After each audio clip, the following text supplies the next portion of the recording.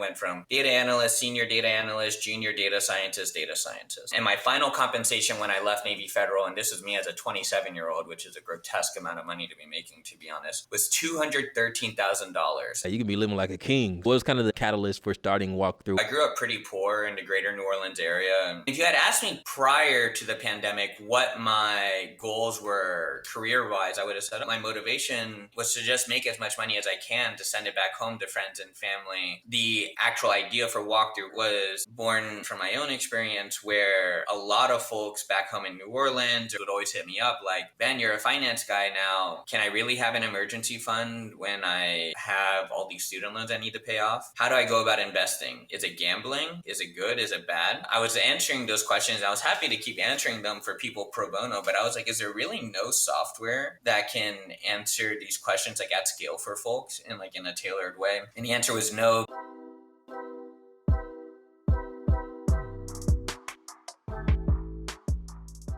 What's up, guys? Welcome back to the Custom Journeys podcast. My name is Andrew Baines. If this is your first time watching the show or hearing this on the audio podcast form, this channel and this show is all about helping you all have a successful STEM career and helping you find your way, whether that's being a tech entrepreneur or IT professional, software engineer, whatever the case may be. If it's anything STEM, my goal is to help you all be successful in it.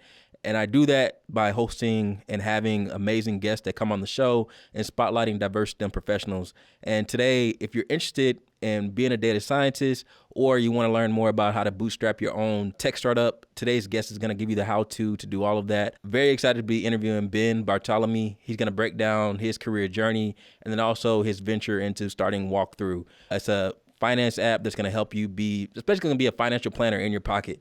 And so he's going to kind of talk about the journey and the process that he's taken. So very excited to be joined today by Ben. How you doing today, brother? I'm doing well. Thanks for having me on, Drew. It's an honor to be here. Likewise. And I appreciate you taking time out to do this. Man, let's kind of start by just having you give your elevator pitch of Walkthrough, what it is, how people can find it. So just kind of want to open up the floor for you to kind of, tell people more about the app and what you guys are building. Yeah, for sure. So Walkthrough makes financial planning and advising accessible, for anyone really, for the people. The way that it works is that people answer financial questions, like personal questions as they are onboarded onto the app, things that we need to know in order to give you good advice at scale, like how many dependents do you have, where do you live for tax purposes, all of that stuff. And then you can connect your financial account securely to the platform as well, so that we have your financial situation, interest rates, asset allocations, all of that stuff.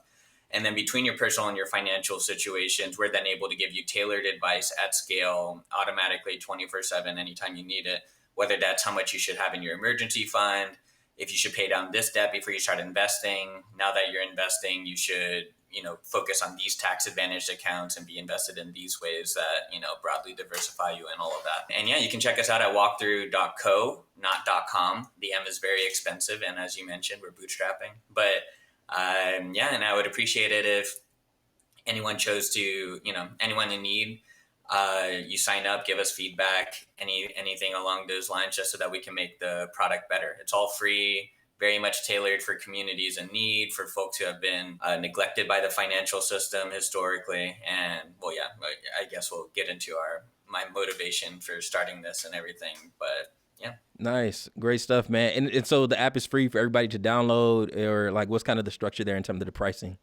Yeah, that's right. And so the app is totally free right now. At some point, we'll figure out monetization, but really we're hoping that we can get governments to pay for it on behalf of their citizenry and that sort of thing in the long run. But yeah, it's all on our website, walkthrough.co.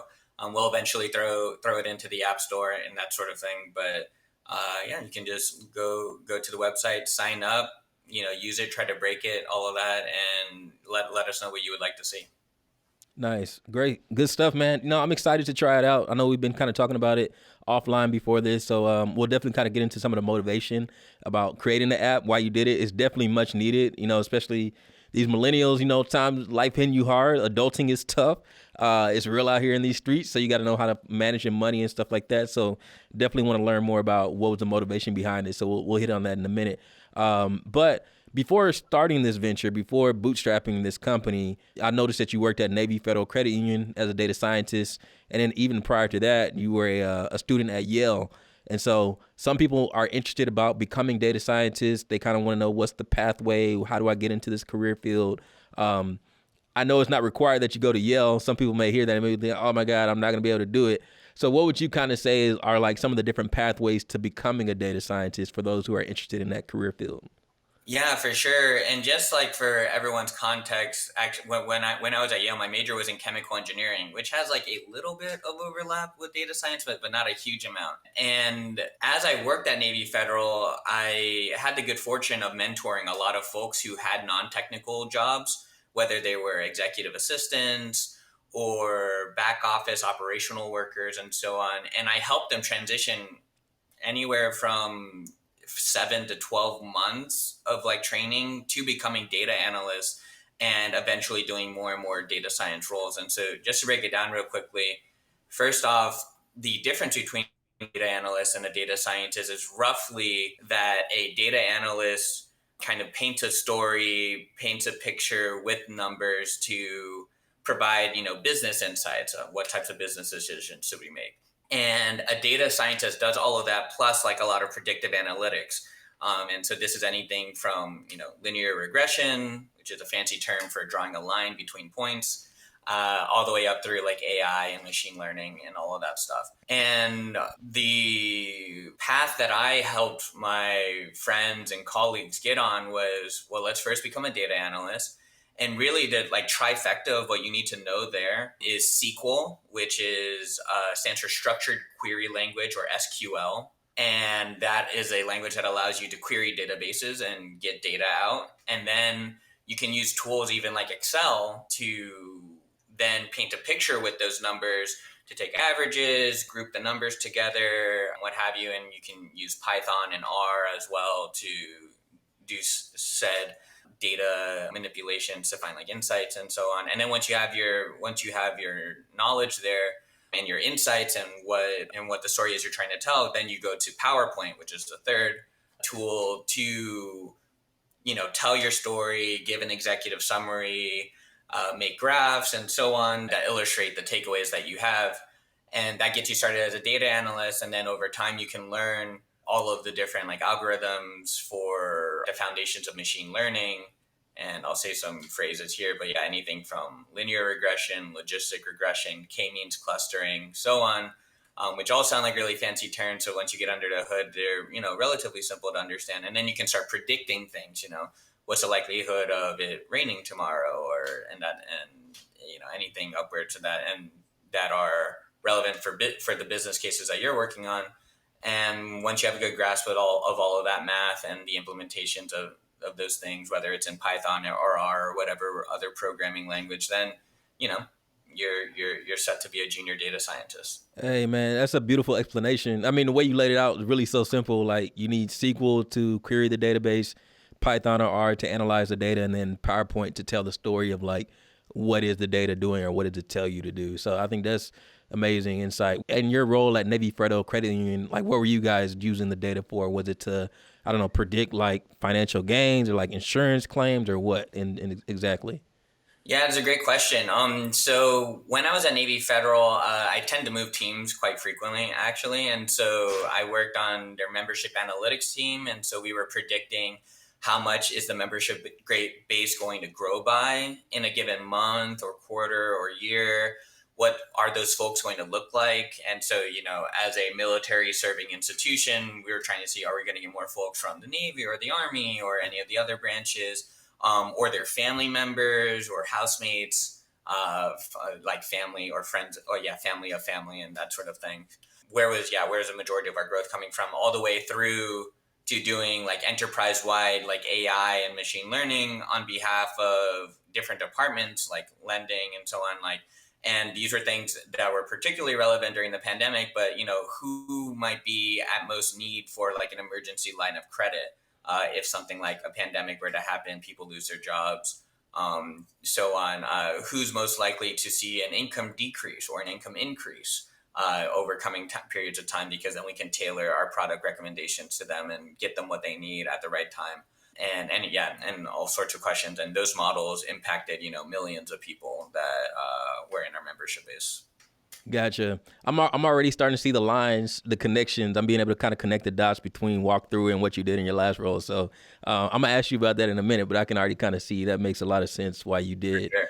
great walkthrough. You kind of hit on like in your role at Navy Federal that you did a lot of mentoring and helping other folks kind of transition into those data analyst roles. Were they kind of learning on their own through like Coursera or Udemy, or were they kind of finding time to kind of work on the job and pick up extra projects there? How were they kind of being able to learn that knowledge and then transition into those more technical roles?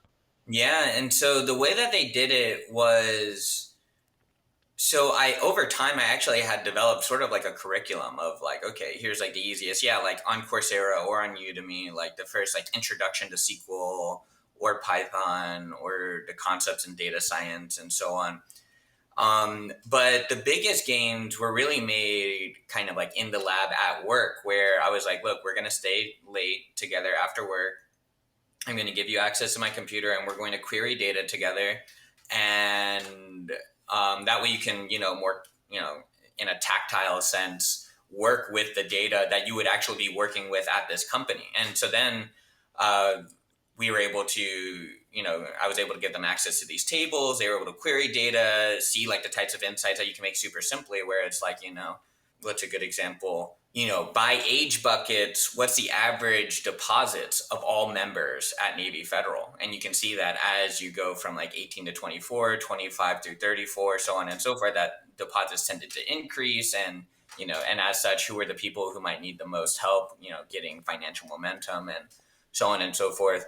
And in some cases, we were even able to start building a portfolio of insights where I would go to certain teams across the credit union, because I was, you know, increasingly working enterprise wide and knew most of the analytics teams. And I'm like, look, you guys probably don't have enough analysts on hand. Give me like a back burner project, something you've always been interested in, but you just haven't had the time to do, and your team hasn't had the time to do. And they'd be like, oh, we've been wanting to look into X, Y, and Z. And I'm like, okay, great. And I would take that back to the folks that I was training, and I would be like, great, yeah, we're going to figure out how to investigate this question and answer it. And then they would present those findings to the manager of the team or to the assistant vice president and so on. And those types of things take you really, really far, and that motivation. And that's how they were able to make the transition from like totally non-technical, no coding, no SQL, no data analytics or anything like that, to having like a data analyst job, and getting the promotions thereafter in, anywhere from like 7 to 12 months, which is stunningly fast. Like, and all the only thing that I cared about when I was taking people on was like, were you willing to work hard? Like, I didn't pay attention to pedigree. I helped folks anywhere from, young in their 20s, they had more free time, to becoming data analysts, to, a single mother in her 40s, didn't go to college, and she's thriving as a data analyst now herself at Navy Federal. And, folks of all walks of life, and anyone can do it for sure. As long as you just have access to quality resources, the motivation to work hard and train, and hopefully a mentor who can help guide you along the way, you're good to go. Hey man, that's dope. And I think it's amazing that you kind of took it on yourself to like really be active in terms of mentoring and helping other people. I don't know if like somebody did that for you or if that's just the way you're wired. I definitely know personally from personal experience, you're a super friendly, down to earth, helpful guy. I mean, I met you and ended up crashing on your couch not long after meeting you, so I can kind of speak to like the spirit that you have. So I'm not too surprised. But what kind of made you like put yourself out there, right? Because most people they go to work, they put their head down, go home, and you're like actively looking for people to help. Yeah, to be honest, and this gets a lot into my motivation of doing walkthrough as well, but it is a lot of how I grew up, so I grew up pretty poor in the greater New Orleans area. And I'm the oldest of four siblings, to Puerto Rican and Filipino parents, very deeply Catholic family, which, and like that sense of morality and religious upbringing guides a lot of like the values that I hold today as well. And as I went along my life, up through school, grade school, middle school, high school, I was just so lucky. And it's not to say that I didn't work hard, but like a lot of folks work hard and don't have much to show for it. And so like hard work is necessary in our situations, but it's not always sufficient. And in my situation, all the hard work that I had put in school and just trying to help my family get their money right and different things, like it all ended up working out for me. But like all the things that I've experienced, and I was able to go to like a great magnet school, a really good high school in the New Orleans area, and like go across the Mississippi River to like actually go like to take classes there outside of the parish or like the district that like I was actually from, to making it to Yale with a lot of family and community support, and then having these, really good jobs in tech and finance thereafter. I always have to kind of sit back and ask myself, like, why me? Like, why was I the one in a million person who was really fortunate to experience this? And again, I worked hard, but there wasn't anything, I don't see anything that's like intrinsic to me, like I'm so much more intelligent or anything like that. Like a lot of it, like really is luck. And if you're able to recognize that and kind of say, okay, given that I was lucky, like what are like the higher callings, like the higher obligations that I have to fulfill, that it's not anything special about me or my family or anything like that. Like, it's very much like a bunch of really lucky coin flips. Like you flip 100 coins and they're all heads. Like it's pretty good. Actually, that's way less likely than one in a million. But anyways, uh, to that end, I was like, well, there's a very strong, a very compelling, like moral imperative to give back because, yeah, man, yeah, I was just lucky. That's it. And so most opportunities that I have to support other folks from my community, the folks around me, friends, family, whomever really needs it, like I try my best. I can definitely understand that and relate to that. Is God put it on your heart to help other people because, like, obviously you can kind of see, where that favor or where those circumstances, that luck kind of came in, and it's like it's for a Right. reason, right? And it's to help others. So I think it's great that you do that. Last question I want to hit on the data science part. Of course, people are always interested and motivated by money or income that are associated with some of these tech roles or data science roles. Are you able to share like how much a data analyst or a data scientist may typically make? And this could be like your own personal experience or just kind of industry Yeah. knowledge that you're aware of. Yeah, for sure. And so take all of this with a little grain of salt because some of it, is pursuant to, if you're trying to get a master's degree or are getting a master's degree. For example, I was working on and am one semester away from finishing a master's degree in analytics from Georgia Tech. I dropped out in order to start working on walkthrough, because it's very important to be a dropout of something in order to be a startup founder, as everyone knows. But yeah, the rough trajectory of it for me was, so when I first started working at Navy Federal, I came in at kind of like a mid-level data analyst, which I was a little more qualified for, and for that position. So my baseline salary was 90 grand, and my bonuses at the end of the year were roughly like 28 to 32% of that. And then, as everyone should think about in terms of like their total compensation, you should also take in all the health insurance, 401k match, and all of those different things. And so all of those benefits were also roughly like $20,000 to $30,000. And then as I went through my final job as a mid-level data scientist, so at that point I had like 3, 4 promotions to that point because I went from data analyst, senior data analyst, junior data scientist, data scientist. And my final compensation when I left Navy Federal, and this is me as a 27-year-old, which is a grotesque amount of money to be making, to be honest, was $213,000. And so the breakdown of that was 135K in salary, about 55K in bonus, and then what does that leave me with? Quick maths. Yeah, like 25, or I guess, yeah, 23,000 in other benefits. And yeah, when you're making that sort of money, when you grow up relatively broke, it's like, my younger sister works, my mom works, my dad works, all back in New Orleans, and like I made more than all three of them put together. Like that's just obscene, man. It's crazy. And so, yeah, if you're able to work hard and to get one of these jobs, you're probably sitting pretty for a good bit. And no, that's definitely life changing. I think even when you put in that perspective of like your salary compared to your family's combined salary, like that's life changing. That's generational changing. So I think For it's sure. amazing. But good stuff, man. I appreciate you like sharing that transparency and letting people know. And then real quick, that role that you were in at Navy Federal. Because I know sometimes salaries depend on like location. Where were you working at the time? Was it in Philadelphia, Atlanta, New Orleans? Where at? Yeah, great question. So Navy Federal's main headquarters is based in the Northern Virginia, like Washington, D.C. area. So relatively high cost of living. And so, yeah, I was based in Northern Virginia in a town called Vienna. Yeah, but an important context there is that while I was still working there, I moved to Philadelphia because my wife started working on the administrative side for the Philadelphia Orchestra. And Philadelphia has a notable lower cost of living than DC, than Northern Virginia, so on. Like the county that I used to live in, like Fairfax County in Northern Virginia, and it's adjacent to another one, Loudoun County. Like they're like the wealthiest counties, like on average in the country or something like that. And so, yeah, the cost of living was definitely pretty different, but they did not adjust my salary downward. And that is largely a function of just like how they do geographical zones and kind of lump all of the mid-Atlantic together, basically.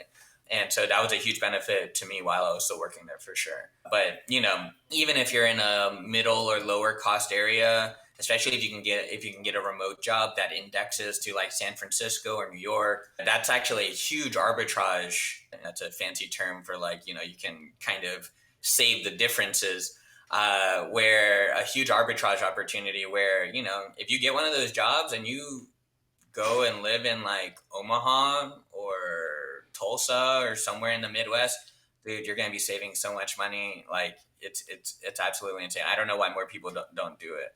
Especially if you're single and you're not like tied down to any place, like send it, go live somewhere cheap, save all the money you can. And you might be financially independent in like 10 years. And then you can do whatever you want thereafter. Yeah, no, that's a great point that I think a lot of people don't actually pay attention to. And I know we were talking about like nomadic lifestyle, and it's become more popular since the pandemic. But like, Mexico City, Philippines, like it doesn't even have to just be tied to like the U.S. Like if you can find a cheaper cost of living and maximize your income, you can be living like a king. So good advice, man. Good advice. Let's jump into this walkthrough conversation, man. Well, tell me about like the genesis of walkthrough. Like what inspired it? I know it's you and two other co-founders that started this project and have kind of jumped head first into this. Everybody's dedicated full time bootstrapping it. But what was kind of the initial vision or catalyst for starting walkthrough, and what's kind of like the end goal that you guys have in mind? It was actually very much born out of the pandemic. And so, right, I'm working at Navy Federal, making money hand over fist. The pandemic starts March 2020. My wife and I are spending more time together than like we ever had before because we were able to seamlessly transition to remote work, which was a huge blessing to us. And as things started, as the extent of the pandemic started emerging, and now we're kind of pushing April, I'm starting to reflect. I'm like, like my life is super comfortable. And if you had asked me prior to the pandemic what my goals were career wise, I would have said, like I'm a data scientist now. Let me keep pushing and maybe I can become the manager of an analytics team, then assistant vice president, and so on and so forth. And, kind of keep climbing the career ladder. And I just started reflecting on what my financial situation was then, because really what my motivation was through that point was to just make as much money as I can to send it back home to friends and family and ensure and continue to ensure our financial stability. But as I started to reflect on our situation, I was like, well, and it's kind of like I mentioned earlier, but so my dad is an electronic technician in the greater New Orleans area, and he's worked similar jobs at least my entire life, where if there's machinery at the shipyard that breaks, he cracks it open, gets into the circuitry, repairs it, gets it operational again. So he's kind of like a fancy repairman. My mom was a homemaker, and now through an incredible story of her own is a manager of environmental health and safety at Tulane. She, through that job over time, was able to help my sister become a lab technician at Tulane. And so my sister works at Tulane full time in a laboratory there while going to Tulane for free part-time and getting her degree in graphic design. And so she has like maybe like a year and a half left or something like that. So she's had like a non-traditional academic career, but is like totally settled. My younger brother currently goes to Tulane. He has like a semester left and he's able to go for free through my mom's employment. And so all the kids have gone to college for free, which is a huge, huge blessing, cannot be understated. The New Orleans family, or yeah, the New Orleans contingent of my family had like tripled its income. And then I'm sitting in the Washington, D.C. area, just chilling, making more than all of them put together. And so I'm like, like my parents can't retire right now. I can't retire right now. But the amount of money that I have and still have, even after bootstrapping like for two years, is like in the one, like the top 1% of like households of like my peers, like kids my age. And so like maybe this goal of like just needing to make money hand over fist, like it doesn't have to be my goal anymore. Like maybe I can do other things. And especially while during the pandemic, like everyone around me is dying, and like these are like very much the communities that I was and am a part of. And is there just any way that I can help and contribute to like the good fight? And so I talked to a lot of mentors, a lot of people in the Yale alumni community, just trying to get clarity. Because I was like, well, what's the best thing for me to do? Like, should I start a nonprofit? Should I run for local office? Like, what's the best way for me to, like, contribute and like to like the uplifting of my communities and the communities around me?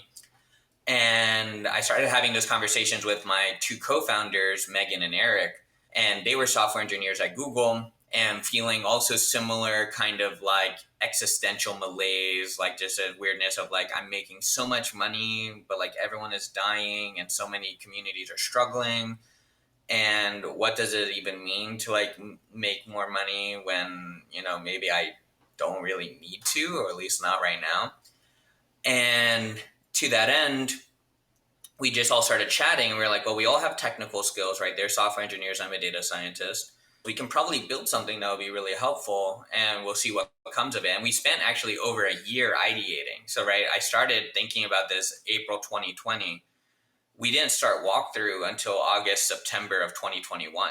And so we went through a bunch of ideas. What could we actually build? Where did we have expertise?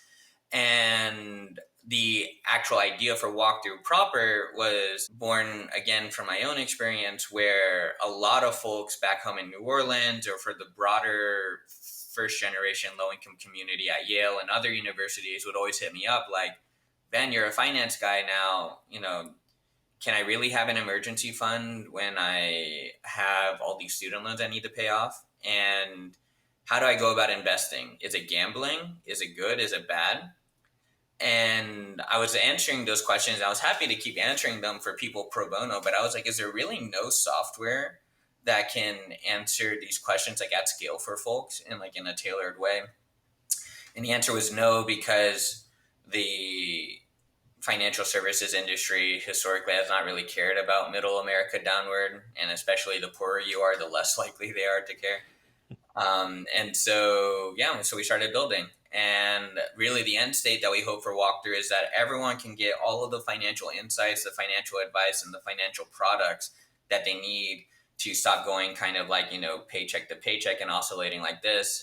And they can actually start accruing financial wealth and stability into the long run, and to eventually make financial literacy as baseline table stakes as just normal literacy is, so that everyone has it and everyone is just default, we're all cooking, we're all getting our bread right. Yeah, no, I think you hit on a lot of things there, especially the part like given your background coming from poverty basically to like now being like top 10% of earners in the country or whatever that number is, making six figures, making $200,000 total income. It's so important, right? Because a lot of times they still don't teach you that financial literacy component, right? It's like, hey, here's all this money, figure out what to do with it. And, even for the ones that have kind of, been able to be successful financially, they still need that education component. They don't know, hey, we're always skeptical of things that we haven't been exposed to. And so I've been investing in the stock market since probably 2012. And I mean, I wish, of course, knowing now what I know, if I would have known back then what I know now, I would have been like all in. Like I think about all the times I've wasted like thousands of dollars on stupid stuff like subs in my trunk or rims on my car or like whatever, just stupid shit. Like honestly. And I'm like, man, if I would have just like threw this at Apple like 2007, 2008, like my God. But I mean, that's life, right? You live and you learn. But I think it's great that you guys are making this product that can really be tailored to like what people's, risk appetite are, what their background is, and where they see themselves retiring at moving forward. And so I think it's great that not only that you've had this mission and this passion, but that you've been able to find two other co-founders that are passionate about it as well. Because I know that's not always the easiest thing, right? Finding people that are passionate and then also have the technical skill set. How did you meet your co-founders? Did all y'all go to Yale or what? Yeah, and before I answer that, I want to clarify something because this is yet another privilege that I had in starting Walkthrough, is that though we grew up poor, uh like we there were some times where things were really tight, but we weren't generally impoverished. And Mm. actually, compared to the way most of the other kids that I went to school with grew up, where, like, for example, the fact that both of my parents were together and I had like a dual parent household, that afforded me a lot more stability than many of the other kids, where, like, single parent household, most of them went to school just to get like the free lunch and that sort of thing, as opposed to, I was actually there and able to focus more readily like on the education and those types of things. Like, you don't really realize it, but like, especially when you're growing up, but like, it makes a huge difference in terms of like the compounding of like growth and stability and momentum that you're able to build for yourself. And so that's just like, yeah, just one thing I wanted to clarify, because it wasn't always just so hard, but Yeah. in terms of meeting Megan and Eric, so we've been good friends for more than a decade now. And so we all basically met like day one at Yale. Eric was my suite mate. Megan was actually his sailing partner. Eric is a quite talented sailor and like sails in world championships Oh, and like the rowboat kind of deal. no, no, no, no. They're true sailboats, and so the wind powers them. But Oh, okay. yeah, and so, but yeah, Megan was his sailing partner, and so she became like our suite's friend and friend and all these things. And we've kept in good touch. And actually, while we were at Yale, we always kind of half jokingly said, "Oh, we're gonna start something together. We don't know what it is, but we'll figure it out." And all that time, just kind of consistently accruing skills to ourselves, pushing ourselves to be better, to continue learning, and kind of always having that like open mindset and so on, and just trying to never plateau basically. Then when the opportunity to start Walkthrough came along, and we were like not only financially stable, but even like our relationships were stable, between us, like, it's so like strong at that point, like having been friends for, well, yeah, for a decade. Then it's like, yeah, like, not only do I think this is a great idea and that we can execute on it, but like, you are also the right people to build this with. And that was a huge blessing, because when you're bootstrapping and you're getting things started off the ground, like, everyone is doing everything, and so you really need to have like a multifaceted skill set. Like, you need to be, and you really need to have like this kind of focus and ability to learn really quickly. But also, all those kind of quips y'all may have heard about, of the people that you start companies with, like, it's basically a marriage. And that's absolutely true. The relationship that I have with my beloved wife, Brooke, is different than the relationship that I have with Eric and Megan. But Eric is very much my work husband. Megan is very much my work wife. And the celebrations and the trials and tribulations, the ups and the downs and the tough decisions that need to be made, like, all of that is pretty serious. And being able to start that with people that you are very close to, and in many ways like very intimately know and like understand, was a huge benefit to us. And not everyone has that privilege. There are plenty of stories of, oh, I met this person after, a few conversations. They had the skill set that I needed, and we just sort of took the plunge. And many of those work out because most folks are good folks, and try to be kind to those around them and thoughtful and all of that stuff. But you can better guarantee it if you're able to start it with people that you know. I've heard different like co-founder stories where like people met at a bar and they're like they had a couple of drinks and I know, it's crazy. just kind of connected. And I'm like, yo, like, do y'all know how y'all are gonna like resolve conflicts and like how to fight and all that kind of stuff? Like, so it's a lot because it is a relation, it's a marriage basically. And So to that end, like, the number one killer of startups is that there's actually no demand for the service or the product that you're creating. But the number two killer is co-founder disputes. mm, And it's exactly for that. If you happen to choose the wrong people or what have you, you have all of those conversations and then you have a strong disagreement. You don't have any systems in place in terms of how to navigate it. And then all of a sudden your company is dead and that was one thing that we were trying to be very intentional towards, where it's like, well, at the end of the company, we all need to still be friends. That's number one. And then number two, let's put in certain structures in place. Like, how do we make decisions? Like, what types of things are majority rules versus unanimous decision, and so on and so forth, because we were all equal equity holders, and putting that in place very intentionally, it better guarantees that if the company dies, it's for a good reason, like going to market is hard or product development is hard or something like that, as opposed to something silly where we have some disagreement and we don't want to work together anymore. Gotcha. I appreciate that. And you already kind of hit on my next couple of questions about like equity split and like how to like resolve disagreements, even in that like majority rules or whatever the case may be. And I'm assuming those conversations were a lot easier given that you guys have known each other for like a decade at this point, right? It's not like, oh, this guy is trying to like take all the equity or whatever the case is. So I think that's great. It seems like all of you guys had like a good technical skill set that kind of aligned with the mission of Walkthrough, and that was really needed for like making Walkthrough successful. You had a background in finance and in data science, and then Megan and Eric had a background in software engineering and in tech, and so perfectly makes sense to create Walkthrough. I do meet some people that don't have a like technical background, or people that don't have a background in general in a specific area that they're interested in. So like, let's say they want to create like a finance or a fintech app, but they've never worked in finance and they don't have any experience like with coding. Do you have, I know it's kind of different because you're not having that experience that you've lived through, but do you have any advice for people that maybe want to start a venture in a background that they don't come from historically? Yeah, actually, what my broader recommendations to folks, well, there are a few myths to dispel. One is that whatever problem you're going to be looking to solve, it could make sense that like it needs to be solved like right now, like this is like the perfect market timing for it. But more than likely, even like 5 or 10 years from now, the problem will still exist. And so you have to ask yourself, is it the correct moment right now to start? Like, do I personally have enough money? Actually, can I work on this on the side while still working my day job and, bootstrap it from there and that sort of thing? And if it is the or if it is the right time, great. You can start getting to work, and I'll give some insight into that. But if it's not the right time, you can just continue accruing skills. And so even if you're non-technical now, there's no reason to say that you can't become technical in the future. And right, and this very much parallels like my friends who were non-technical and now are data analysts and moving towards data science.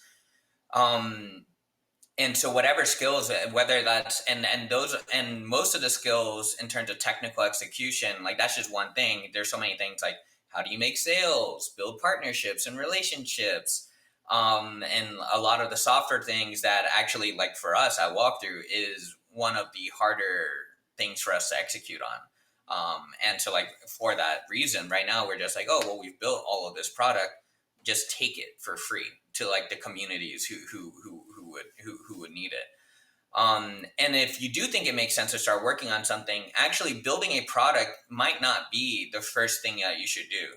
There's this general sentiment where you should build an MVP, a minimal viable product, or minimum viable product, and the building of that MVP should take less than a month. So it should be something really scrappy, and it might not even involve code.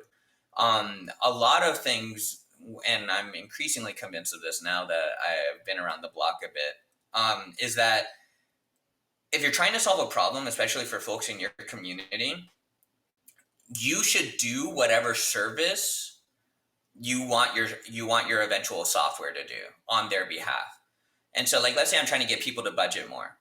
I might go to 10 of my friends and say, hey, export your transactions from your bank accounts and your credit cards and send them to me, and I'll make you a budget. I'll do all the analysis by hand. This is what you're spending on transportation. This is what you're doing, blah, blah, blah. Oh, you tend to get DoorDash on Wednesdays, and that's really killing your savings rate because it's hump day and you're tired and you don't want to cook or whatever. And I'll do all of that by hand. And if you can get your friends to, one, do something that's pretty high friction because, exporting your transactions every week or something like that is that's a non-trivial investment on their behalf. But then you provide them a service that's like so insightful and really valuable to them, and they're like, yo, like my friends would use this, like can you help them out?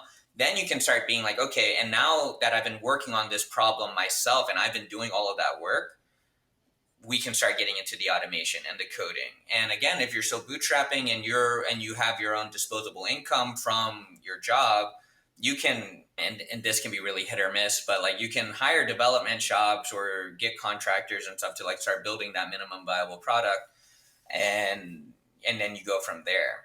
But there's a lot of like really small steps and things that you can do to de-risk yourself, whether it's continuing to work your day job, so that you have an income and now the business has an income, or just continue to accrue more skills and being really really scrappy in the beginning and like iterating with your friends or like the people in your community who like need the service that you're trying to build.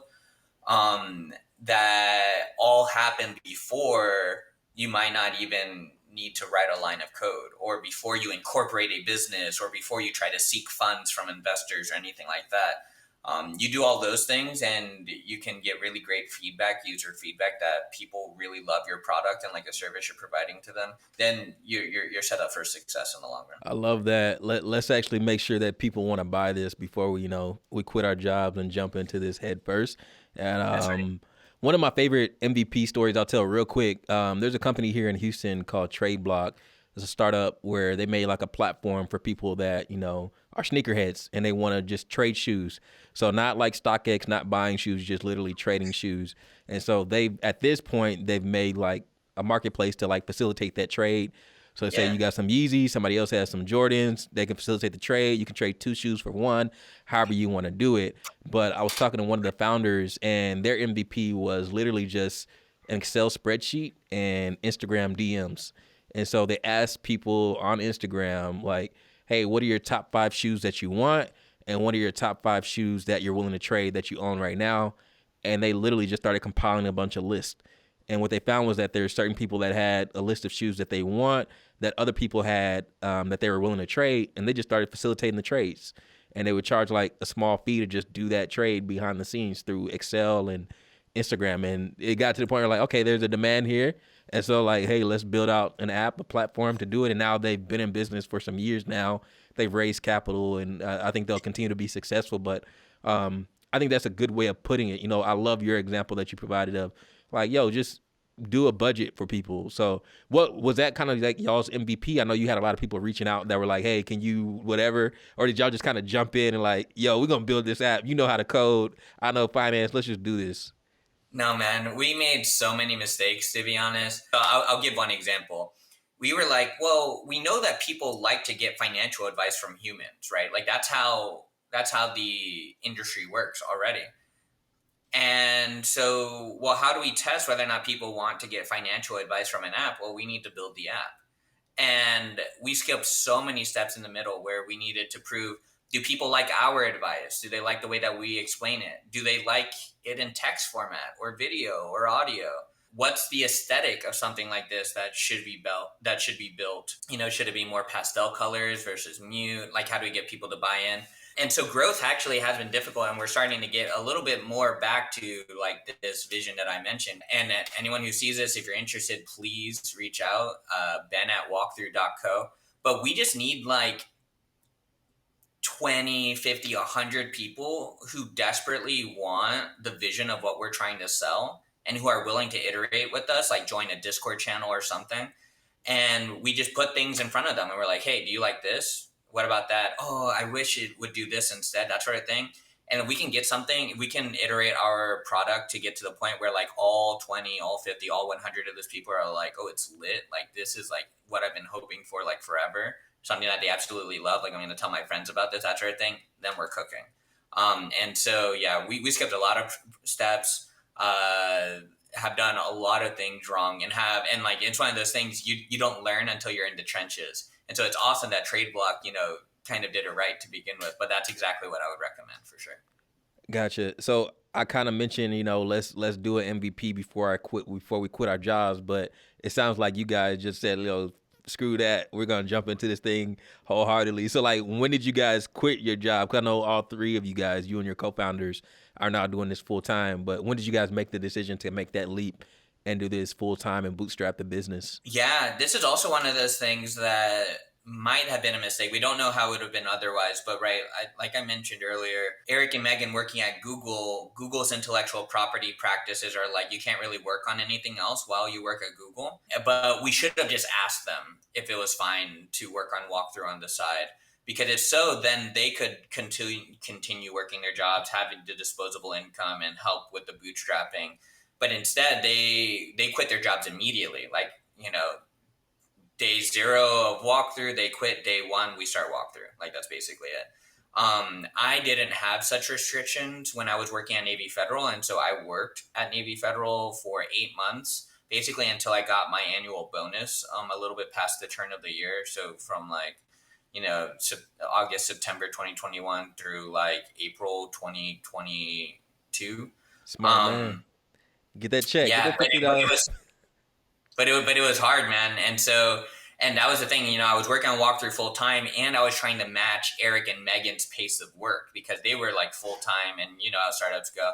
And I was very much burning the candle at both ends. And so as soon as I got my bonus, I was like, I actually can't keep this up, at least not like the current pace that everything was going. And so, but like ideally, if all three of us could have kept working, then the kind of side work that we were doing on walkthrough while we were like slowly iterating and figuring things out, that would have been much more sustainable, and we would have had the additional cash flow. But things tend to work themselves out in the long run, and we were really fortunate to get backing from like Amazon Web Services and that sort of thing, that it allowed us to extend our runway and continue iterating. And but yeah, the timing of it all, yeah, it's really interesting. It was really interesting in retrospect to see like how the dynamics of it, like them quitting their jobs, actually made it harder for me to keep mine, for example.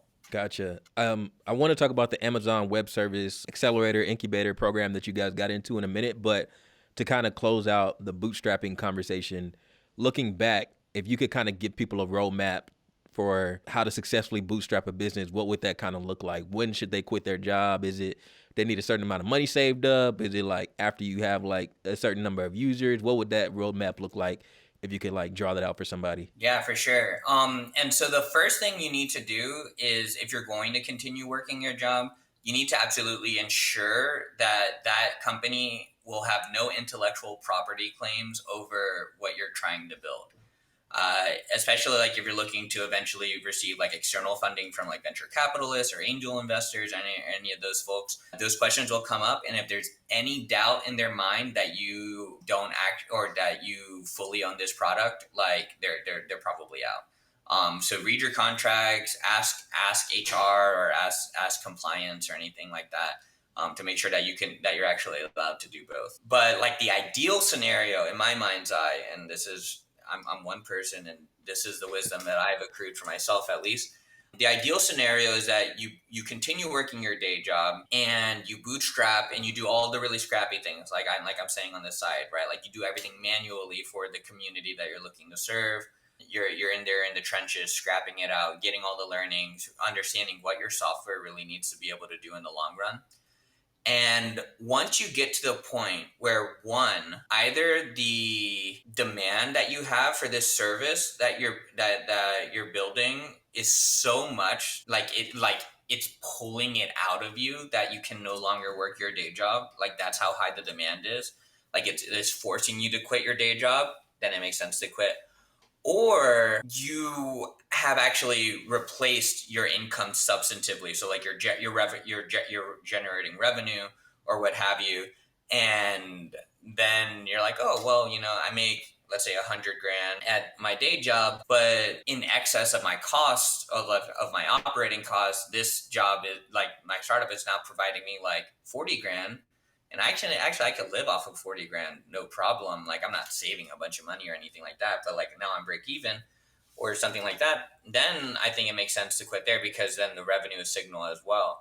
And especially in this broader like market where interest rates are so high, VCs are really reluctant to invest in companies and so on right now, unless they have a lot of like emergent traction and so on. The longer you can go without needing to have those conversations with VCs, meaning the more traction you're able to build, the more revenue you're able to build, the better off you'll be in the long run and the better terms you'll be able to raise at. But yeah, that's like the rough scoping. Like that's like the picture perfect scenario that I think would be able to kind of get folks on the right track.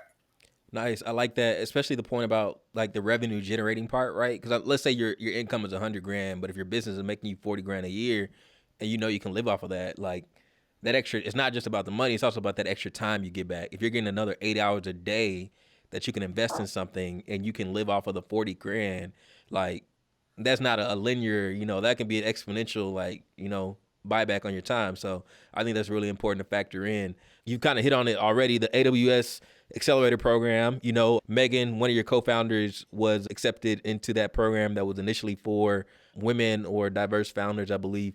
And so kind of talk to me about that accelerator program, what came along with that AWS program, and what was kind of the benefits or the outcome of going through that? Yeah. So at the end of last year, end of 2022, we were really fortunate to be accepted into the AWS, which is Amazon Web Services, which provides like the cloud infrastructure for so many of the world's companies, really. The AWS Impact Accelerator, which is focused on diverse founders. And they have different kind of cycles and cohorts that they focus on and go through, where the first one was for Black founders. The second one was for women founders. And I think actually they just wrapped up the one for Latino founders, maybe just like a few weeks ago. And we'll keep expanding and hitting other diverse communities and circling back to prior ones and so on. We were accepted into the one for women founders as enabled by my co-founder, Megan.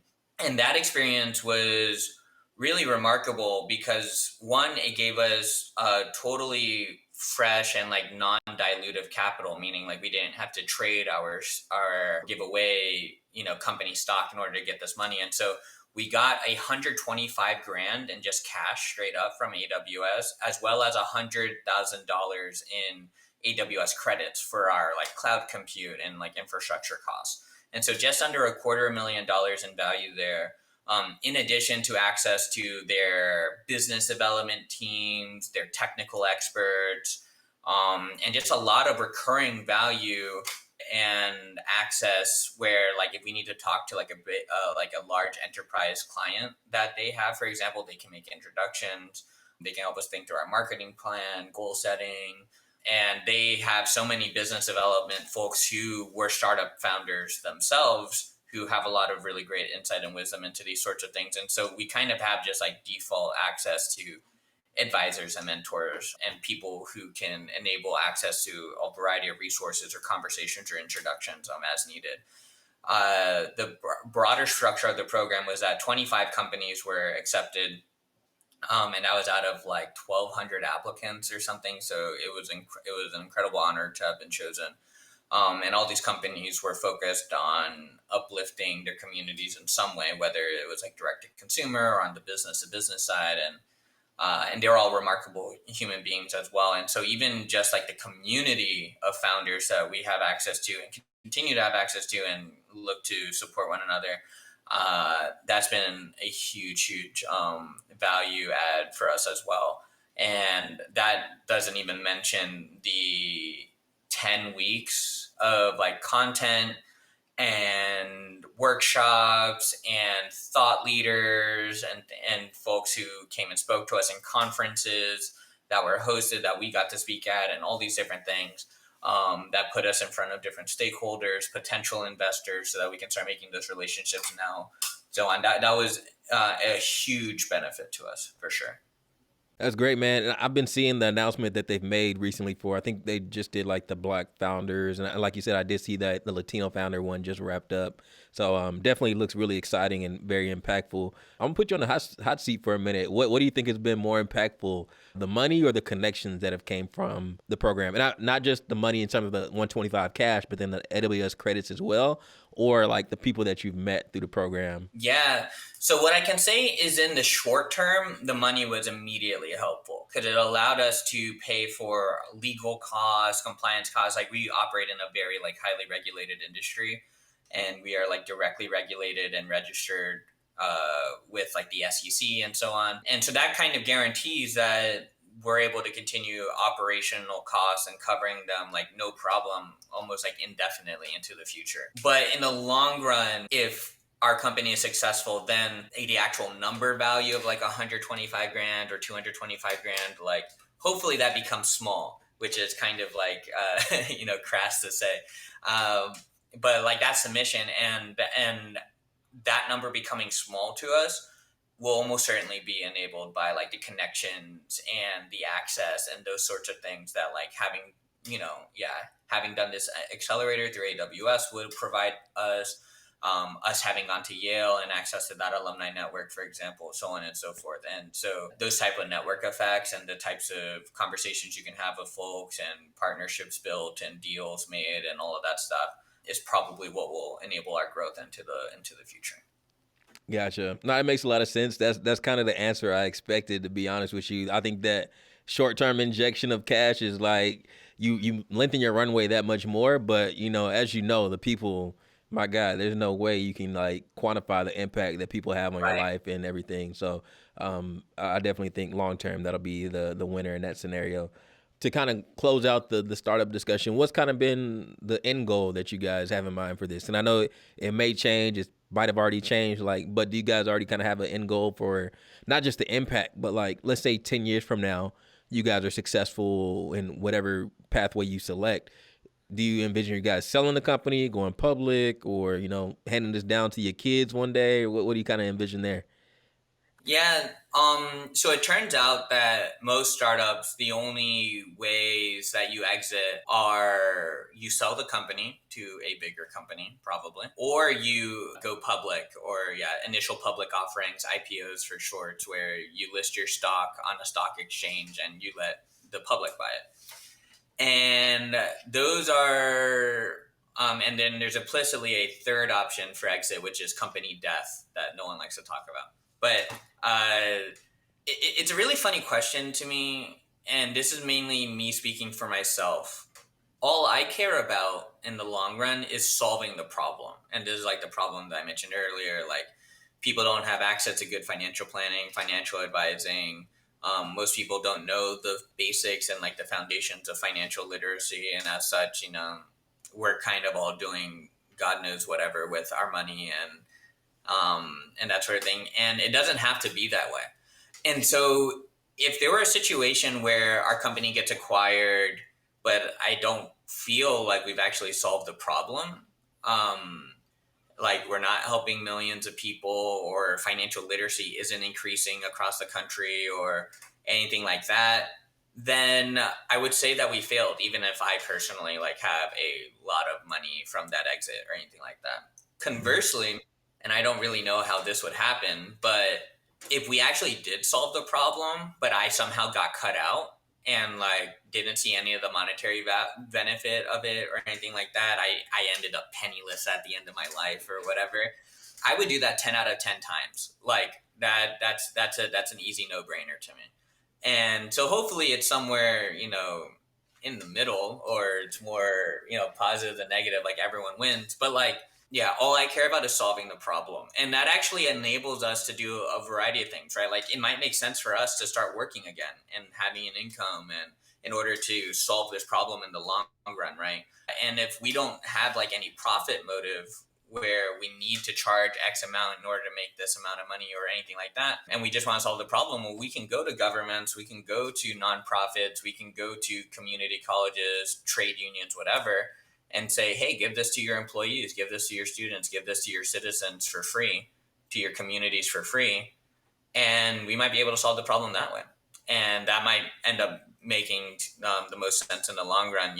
Even though we've been working on it for 2 years, that's still pretty early on in a startup's life cycle. And so there's still a lot to come, and we'll see how the journey unfolds. Gotcha. No, man, I love that. The way I kind of interpret that is like you don't really care about the journey. It's all about the end goal for you of like really impacting people and helping them along the way. And so if that journey means that like you don't make any money, but you help the people, or it means you make massive amount of money and you help the people, however that journey takes you, as long as you get to that end goal, that end destination, that's what's most important. And I can Right. definitely Whatever see, it takes to solve the problem. Yeah, that's yeah, exactly right. Yeah, and I think I definitely think like the right channel partner, or whether it's like you said a trade union or community college, those make a lot of sense, and I think that could really help you guys get to that point where you get that first 100 or 1,000 customers and really fine tune the product some more to best suit what they're looking for.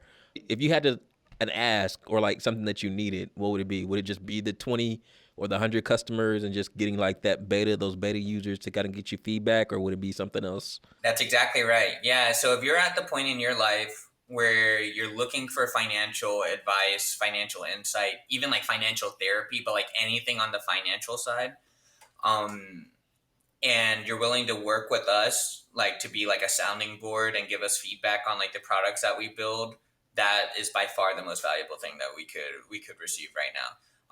And so at a baseline, hopefully you go to the website walkthrough.co again, and try it out and give us feedback there. But if you're willing to be more hands-on, yeah, please reach out to me. Our app has feedback buttons, and you can email me at ben@walkthrough.co. I know a lot of times like we paint tech as like sexy, right? And the tech startup world is like a bunch of monocolored shirts and sweatshirts and hoodies, and it's walking briskly. You fit the profile, Ben. You got the perfect fit right now. But tech is sexy and glamorous, and it's $1 million deals and then phone calls with investors all the time. What would you say has been like the hardest part of this transition from employee to tech startup founder? Yeah, that's a great question. I think the hardest part is being comfortable with failure again. It's really interesting for me. Like, along my life, I have definitely made a lot of mistakes and a lot of failures and setbacks and that sort of thing. But in the long run, I have felt like I've always won. Whether it was making it to a great high school, making it to Yale, getting these good jobs, uplifting my family financially, helping my friends make career pivots, like all of these things. Um, and before I started walkthrough, right, I was kind of sitting pretty, right, making a bunch of money, chilling, all this stuff. My life was so comfortable. And to be willing to sit back and be like, you know what, we're going to try again. And like just go something like even though I have the technical expertise, like I definitely don't have the business development expertise, or I didn't then. And there's going to be entirely new skill sets that I, you know, more than likely have very little training in and what have you, and we're just going to go for it. And again, along these last 2 years, have made plenty and plenty of mistakes, but as such, that has given me wisdom. Like being comfortable with like being wrong, reminding yourself it's okay to like make mistakes, it's okay to be wrong. As long as like all the while, I'm kind of going through and taking the lessons, taking the learnings, that sort of thing. That's probably been the hardest part. I just think people just don't like losing, man. And and it's not to say that I am losing right now, but when there are definitely times where you kind of feel like you're at the bottom, you're still getting punched or whatever, and I like to keep a pretty face, so that's it. But yeah, that's probably been the hardest part on my end. It's being comfortable with that. Gotcha. No, that makes sense. I mean, we've kind of been conditioned that losing is bad and makes you a failure. But a lot of times that's where our greatest lessons are learned. And so Exactly. getting comfortable with that and getting back up and continuing the journey is so important. So I appreciate you sharing that transparency with us. Man, Ben, this has been a pleasure. Ben Bartolome. For those of you watching, go support my brother Ben, walkthrough.co. It's gonna help you out with financial planning. We can all do better with our finances. I ain't gonna lie, I invest in the stock market pretty consistently, but in terms of budgeting and stuff, like I hate looking at my bank account because I know like every time I swipe my card, even if it's for like a $5 coffee or $12 sandwich or burger, I'm like, I feel guilty for some reason. I don't know. I try to get out of that, but it's just like, I know I should be meal prepping and eating at home. So anytime I know I'm spending more money than what I should be, I try to like avoid my bank statements as much as possible. So this is definitely something that I'm gonna check out and see, how it helps me throughout my financial journey. I highly encourage you guys to check out Ben and his website or his platform, walkthrough.co. Ben, I appreciate you for also breaking down, the data science career path and the differences between data analysts and data scientists. So highly impactful. For those of you watching, I didn't say it in the beginning. Let me get my solo shout on, man.